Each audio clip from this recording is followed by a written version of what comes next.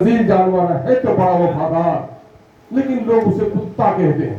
کتے کا کیا معاملہ ہے کہ روٹی کا ٹکڑا دکھائیے دوڑ کر آ جائے گا، ڈنڈا دکھائیے بھاگ جائے گا، بار بار یہ کیجئے وہ کتا بار بار یہ عمل کرے گا۔ لیکن غیرت کس چیز کا نام ہے؟ کتا وفادار ہے، لیکن اس بیچارے کے اندر وہ غیرت نہیں ہے۔ لیکن انسان غیرت دار کون ہے؟ 3 دن کا بھوکا ہو اور آپ کے دسترخوان پر بیٹھا ہو، آپ نے اس کی ماں، اس کے خاندان یا اس کے ضمیر یا اس کے نسب العین کے خلاف اگر بات کر دی تو اگر غیرت زندہ ہے تو 3 دن کا بھوکا آدمی آپ کے دسترخوان سے بھوکا اٹھ سکتا ہے، نوالا نہیں اٹھا سکتا۔ اس کا نام غیرت ہے۔ میں کہتا ہوں کہ بیرسٹر سومین اویسی نے جو اس کے سپاہی ہم اور آپ ہیں، اس نے اسی غیرت کو جگانے کا کام کیا ہے۔ وہ غیرت کیا ہے؟ یہ غیرت ایک خودی ہے، ایک ذاتی غیرت ہے کہ مجھ کو غیرت ہے، مجھ کو کسی نے ذلیل کیا بستی میں تو میں اس کا بدلہ لوں گا، یہ ذاتی غیرت ہے۔ یہ ہے کہ میری ملت، میری کمیونٹی، اگر کسی نے میری کمیونٹی کے ساتھ بدسلوکی کی ہے اور مجھے میرے سر پہ تاج رکھا ہے، میں ایسے تاج کو اپنے جوتے میں کچل دوں گا، لیکن اپنی ملت کے ساتھ کبھی سمجھوتا نہیں کروں گا۔ اس کا نام ملت غیری ہے، یہ غیرت ملی ہے اور یہ غیرت قومی ہے کہ یہ ملک ہمارا ہے۔ ہندو، مسلم، سکھ، عیسائی سب مل کر اس کو بستے ہیں، سب مل کر رہتے ہیں، لیکن سرحد کے پار کا کوئی دشمن اگر ہمارے ملک کو انگلی دکھائے، ہمارے سرحدوں پر قدم بڑھائے تو میری غیرت قومی یہ کہتی ہے ہم گردن کٹا لیں گے، لیکن اپنے ملک کو کبھی دشمنوں کے حوالے ہونے نہیں دیں۔ یہی وہ غیرت قومی ہے جس نے ہمارے لوگوں کی گردنیں کٹوائی اور ملک کو آزادی نصیب کی ہے۔ اور اس آزاد ملک میں اب ہماری حیثیت 2 ہے۔ ایک کوئی کمیونٹی ہے، مختلف طبقے ہیں، ایس سی ہے، ایس ٹی ہے، پچھڑے ہیں، ادھی پچھڑے ہیں، اگلی جاتی کے لوگ ہیں، مائنورٹی ہیں، یہ مختلف گروپیں ہمارے ہیں۔ اس ملک کے ساتھ ہماری وفاداری کبھی کم نہیں ہو سکتی ہے، لیکن اس ملک میں بڑی چالاکی کے ساتھ آخر MIM کی ضرورت کیوں ہے؟ میں اکثر گاؤں میں گفتگو کرتا ہوں تو میں لوگوں سے کہتا ہوں کہ استفانیہ انداز میں جب آپ کے سوال کا جواب نہیں مل جائے گا، آپ کے عمل میں پختگی نہیں ہو سکتی ہے۔ راجد بھی ہے، کانگریس بھی ہے، بھاجپا بھی ہے، بہت ساری پارٹیاں ہیں، MIM ایک نیا جھنڈا۔ کیوں؟ یہ کیوں کا جواب جب تک ہمارے لوگوں میں نہیں ہوگا اس وقت تک وہ MIM کا مضبوط سپاہی نہیں بن سکتا۔ اور میرے بھائی، اکثر آپ نے بزرگوں سے سنا ہوگا کہ طوفانوں سے لڑنے کے لیے صرف کشتی درکار نہیں ہے، بلکہ مضبوط تختوں سے بنی کشتی ہونی چاہیے۔ تختے جتنے مضبوط ہوں گے، سلیقے سے کشتی کو جتنا بنایا جائے گا، طوفانوں سے مقابلہ کر سکتا ہے۔ اور اس میں کوئی شک نہیں کہ اس وقت ملت اسلامیہ ہند، مسلمانوں کی ٹولی، دلتوں کی بستی، شریف النفس لوگوں کی کشتی خبر میں ہے۔ یہ طوفان ایسا اس ملک میں اٹھا ہے کہ اس ملک کی پرانی ہندو مسلم تہذیبی جو روایت رہی ہے ہماری، سب کو پامال کر دینا چاہتی ہے۔ اس ملک میں ایک طوفان بدتمیزی ایسی اٹھی ہے مذہب کے نام پر کہ مسلمانوں کی داڑھی اور ٹوپی نہیں بلکہ اس کے ناموس اور اس کے عقائد کو برباد کرنے پر تلی ہوئی ہے۔ اس ملک میں ایک ایسا طوفان برپا ہے کہ دلتوں کو پھر سے سودوں کے حیثیت میں لے جانے کے لیے برپا ہے۔ ایسے وقت میں ہماری ضرورت ہے کہ ہماری تختی ہو تو بہت ہی مضبوط تختی ہو۔ سڑی ہوئی تختی سے تو کشتی بن سکتی ہے لیکن طوفانوں کا مقابلہ نہیں کر سکتی۔ ہم تاج محل بنانے کے لیے چلے ہیں تو گوریا اینٹوں سے تاج محل نہیں بننے کو ہے، اس میں ایک ایک پتھر قیمتی بننی ہے۔ اس لیے MIM کا قافلہ دیر تک ہی اپنے منزل پر پہنچے گا، لیکن MIM کے ایک ایک ورکر کو جب تک قربانی کا جذبہ نہیں ہو، ایثار کا جذبہ نہیں ہو، اپنے مقصد کے لیے اپنی جان کو پھیلا کر دینے کا جذبہ نہیں ہو، تب تک کوئی با مقصد جماعت دنیا میں کامیاب نہیں ہو سکتی ہے۔ میں آپ کو ماضی کی چند واقعات کہنا چاہتا ہوں۔ میں اپنی بھائی جناب رانا صاحب نے کہا کام بولتا ہے، میں نے کبھی خواب و خیال میں نہیں سوچا تھا، میری خاندانی حیثیت بھی ایسی نہیں تھی کہ میں MLA بن جاؤں گا، لیکن کچھ وصولوں کا نشہ تھا، کچھ مقدس خواب تھے، فی زمانہ شہادت کے یہی اخبار تھے کہ ہم نے ایک خواب دیکھا اور ہم نے اپنی سماجی زندگی عدل و انصاف کے ساتھ شروع کی۔ تو لوگوں نے مجھے کہا نہیں تمہیں قائد ہونا چاہیے۔ 2000 میں ہم لوگوں نے تسلیم الدین صاحب مرحوم جو میرے سیاسی استاد رہے ہیں، ان پر ایک سیمینار کرایا بہادرگنج کی سرزمین میں، اور ہمارے اس علاقے کے سب سے پہلے مسلم ڈاکٹر جناب فیض الرحمان صاحب، جن کو یہ شرف حاصل تھا کہ بہار میں سب سے پہلی لڑکی جو مسلم डॉक्टर बनी थी, वो उसकी शरीक हयात थी, वो लंदन में रहते थे।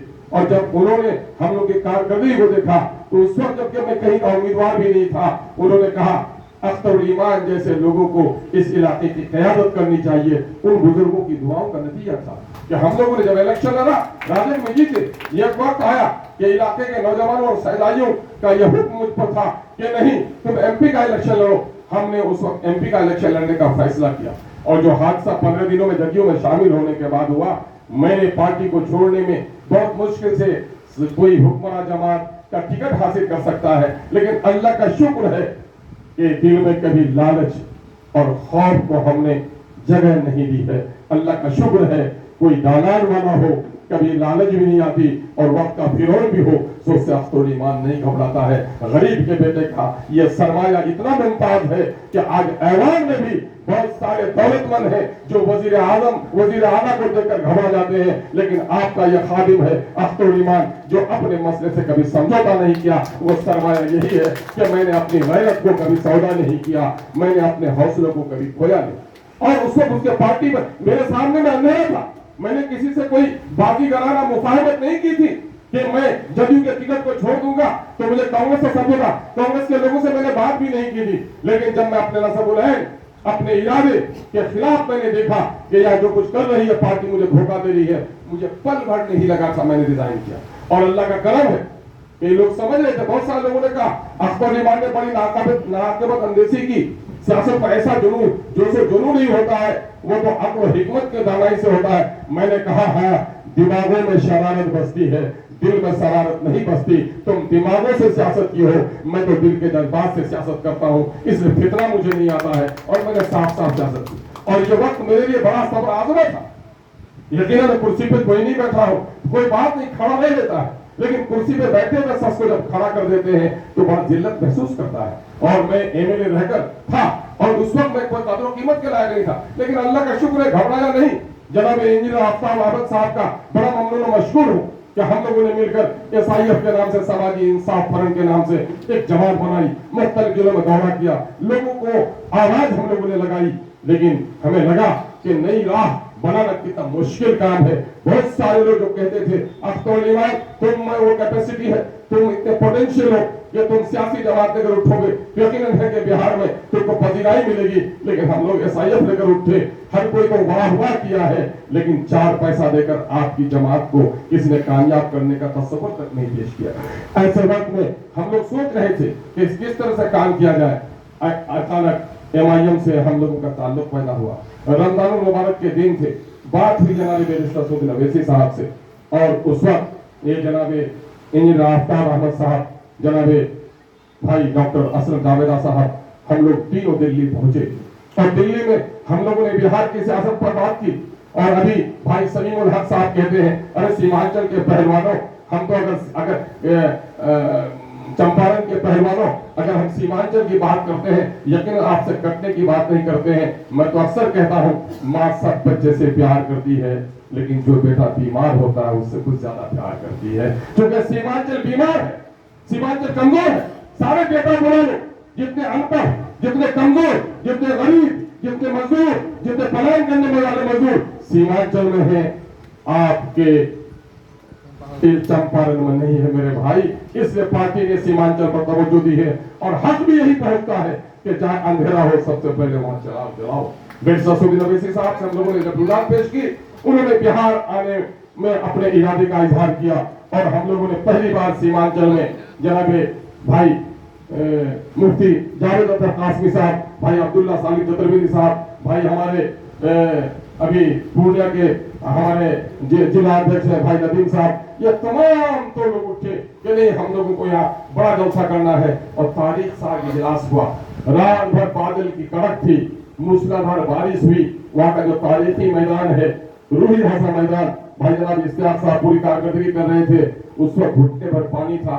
तकरीबन लोग कहते हैं कि 1 लाख लोगों ने जनाब बैरिस्टर सऊदी अवैसी साहब के चेहरे अनवर की दीदार की और उनके हौसला मंदाना गुफ्तगू को सुना। और जब उन्होंने इस जमाने में, बेरोजगारी के जमाने में, हम लोगों ने इंजीनियर आफ्ताब अहमद साहब, हम लोगों ने आगे रेसिडेंट ने मिलकर हम लोगों ने एक प्रोग्राम किया था। हमारे जनाब असलम जावेदा साहब ने उसको पूरे तरतीब दिया कि सीमांचल की कहानी सरकारी आंकड़ों की जबानी। जब बैरिस्टर असदुद्दीन अवैसी साहब रात को इस किताब को पढ़े तो उनकी पूरी गुफ्तगू ही बिहार में दलित और अक़लियतों के ताल्लुक से थी। इसके बाद ये सिलसिला आगे बढ़ा और हम लोग अब पार्टी ज्वाइन करने जा रहे थे। मैं आपको सिर्फ सुना देना चाहता हूँ कि इलेक्शन 2015 का नोटिफिकेशन हो गया था, हम लोगों की पार्टी में भी शमूलियत नहीं हुई थी और उससे पहले ही राजद के तरफ से हम लोगों पर जाल फेंकने की कोशिश की गई। बार बार कहा गया आप आ जाओ, हम लोग जा रहे हैं राजद ज्वाइन करने के लिए। उस दिन एयरपोर्ट पे है लालू जी के यहाँ से फोन आता है कि क्यों ज्वाइन करने के लिए जा रहे हो, आ जाओ। अख्तर के कदम नहीं डगमगाए। इलेक्शन का नोटिफिकेशन जारी हो गया, अब टिकट का मिलना था और इधर से लालू जी का और राजद के दूसरे लोग का आता है।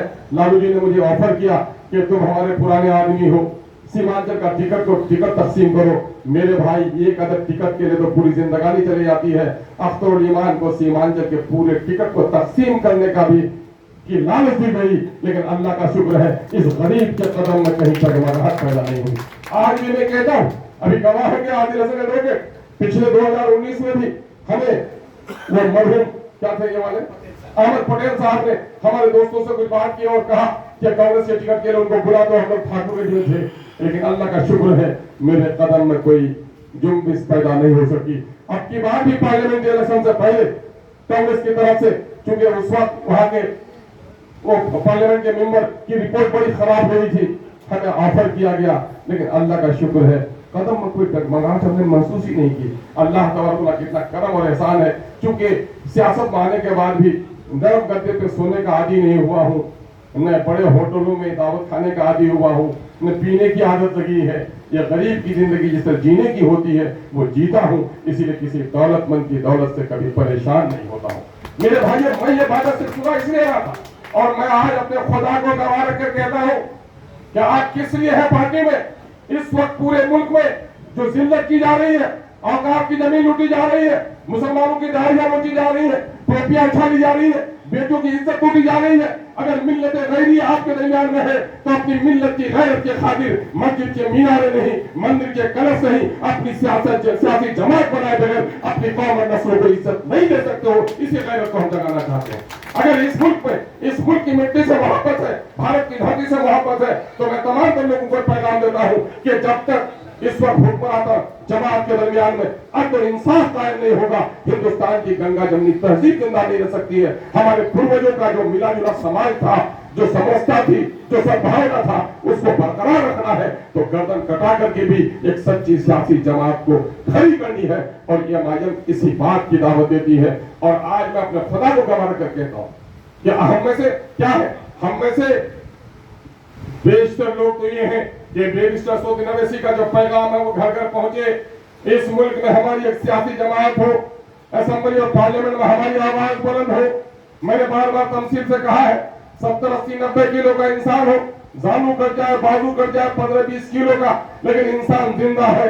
लेकिन गर्दन 4 किलो के वजन की कट जाए तो फिर वो इंसान जिंदा नहीं है, लाश है। जिस जिस्म में गर्दन नहीं वो लाश है, जिस कौम की कोई क़यादत नहीं वो भी मानिंदे लाश है।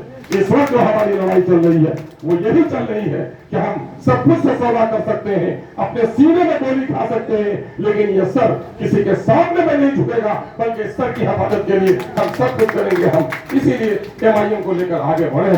और आज बहुत सारे लोग जुड़े होंगे, हाथ देख रहे होंगे। अगर आपने हाथ देखा है इस पार्टी में हम चलेंगे और मकबूलियत है जनाब बैरिस्टर असदुद्दीन अवैसी साहब की, और इस पर हम एमएलए बनने के लिए आए हैं, एमपी बनने के लिए आए हैं, तो मेरे भाई खुदा के वास्ते मैं आपको सलाम करता हूं और पार्टी की तरफ से सलाम करता हूं। यहाँ तो हम इसलिए आए हैं कि कुर्बानी देने की जरूरत पड़ेगी तो कुर्बानी देने के लिए तैयार रहेंगे। और मैं आपको गवाह नहीं रखता, मैं अपने रब्बुल आलमीन को गवाह रखकर कहता हूं कि अगर बिहार में मजलिस इत्तेहाद मुस्लिमीन की बका, इसकी तरक्की के लिए अख्तर उल ईमान को अपने एमएलए की भी कुर्बानी देनी पड़ेगी, उम्मीदवार नहीं बनना अगर जरूरी होगा, तो अख्तर उल ईमान कहता है कि अख्तर उल ईमान उसके तैयार है। सिर्फ इसीलिए तैयार नहीं है कि वो इलेक्शन नहीं लड़ेगा, बल्कि अगर मेरे बैरिस्टर असदुद्दीन अवैसी का हुक्म हो कि अख्तर उल ईमान तुम सदर थे कल तक, अब सदर नहीं हो, पार्टी का एक वर्कर हो, जो मेरा उम्मीदवार बनेगा, तुम उसके जूते की धागे को बांधने का काम करोगे तो खुदा की कसम मैं समझता हूं दूसरी पार्टियों में एमएलए एमपी बनने से मुझे ज्यादा शहादत हासिल होगी कि मैं अपनी पार्टी की क़यादत करने वालों के पहुंच होंगे। मेरे भाइयों, इसी जज्बे के साथ हम लोग काम करना चाहते हैं। आज बुलाने का मकसद ये था कि हम इन बातों पर खुलकर बात करें और अगर पार्टी में रहना है तो पार्टी में वैसे नहीं रहना है। अगर जिला अध्यक्ष आप बने हैं तो अगर आप फसल नहीं बो सकते तो आप घाटा नहीं बन सकते हैं। आप अगर प्रखंडों में कमेटी नहीं बना सकते, अपनी गाड़ी में बोर्ड नहीं लगा सकते, अपने घर पे झंडा नहीं लगा सकते, इसके माने हैं कि दिल में कहीं चोर है। आप इज्जत तलाश करने के लिए आए हैं, मिल्लत की गैरत, अपनी गैरत के खातिर नहीं आए हैं। इसलिए इस चोर को भगाना है और आप है, ये 2 महीने का वक्त आपको दिया जा रहा है। आप प्रखंड में अपने प्रखंड के अध्यक्ष बनाइए, प्रखंड के अध्यक्षों से देखिए कि वो कितने पंचायत में अध्यक्ष बना रहे हैं। अभी हमारे औरंगाबाद के साथी कह रहे थे कि 243 में हमको लड़ना चाहिए। हाँ, बस डिजायर, तमन्नाओं से तकदीर नहीं बदलती। आपको अगर लड़ना है तो पार्टी ने एक हदफ अपना तय किया है, वो हदफ भी बड़ा है।